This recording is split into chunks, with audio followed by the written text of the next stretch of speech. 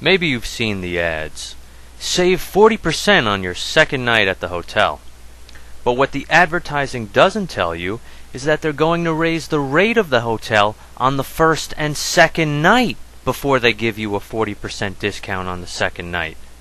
You'll wind up paying more if you click the ad rather than booking the hotel room at the regular rate. These ads are everywhere, and I felt I should warn you about this scam. They are offering a sale without the sale. I've tested several hotels operated by SPG, the Sheraton and Westin, for example. In the case of the Sheraton National Hotel on their website, the rate begins at $99 per night. But if you've opted for the 40% discount, they are charging you $129 per night with a 40% discount on the second night. More expensive for the same room at the regular rate. And at the Westin, during the same test period, the regular rate is $127, which then goes up to $189 per night if you've elected the 40% discount. So you wind up paying considerably more than the regular room price. Now what if you took the Westin up on their other promotion? Stay 2 nights and get the third night free. The price jumps to $249 per night for that same room, so they can tell you you've got the third night free.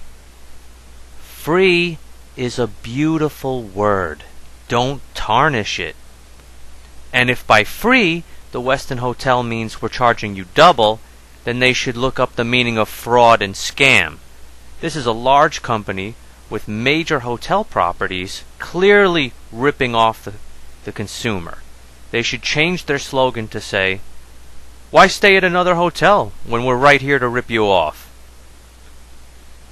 I called up the Westin about a charge for $6.39 for a bottle of water. If the tag says $4.95 plus tax, I know it doesn't equal $6.39, so what am I being charged for? With continual questioning, they show me they calculated the price to include tax and a service charge of $1.62. I point out that the bottle of water was already in the room. It wasn't brought up by room service, so what service charge could there be? Just a way to scam people. How dare you! I refused to pay for the charge and negotiated a full credit for the bottle of water. And an example of a hyped credit card with travel rewards. Chase and Continental Airlines advertise up to 40,000 free airline miles. But let's see how that works out. 25,000 miles after 8 weeks from first using the card, and 5,000 miles for adding a new card member, plus 10,000 miles for spending $25,000 or more during the next 12 months, which is never going to happen for most folks, so that 40,000 is inflated and closer to 30,000. I'm not happy with the advertising, and they know it isn't an accurate presentation of the most probable outcome. Their other ads stick to 30,000 miles. And here's what else they don't tell you.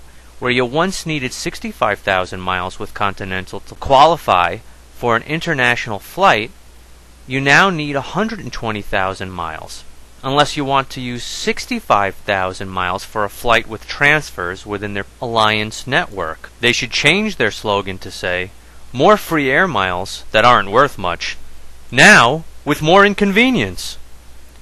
I've already been displeased with Chase ever since 2 years ago when their employees presumably committed fraud and withdrew $4,000 from an account with a card that had never even been activated.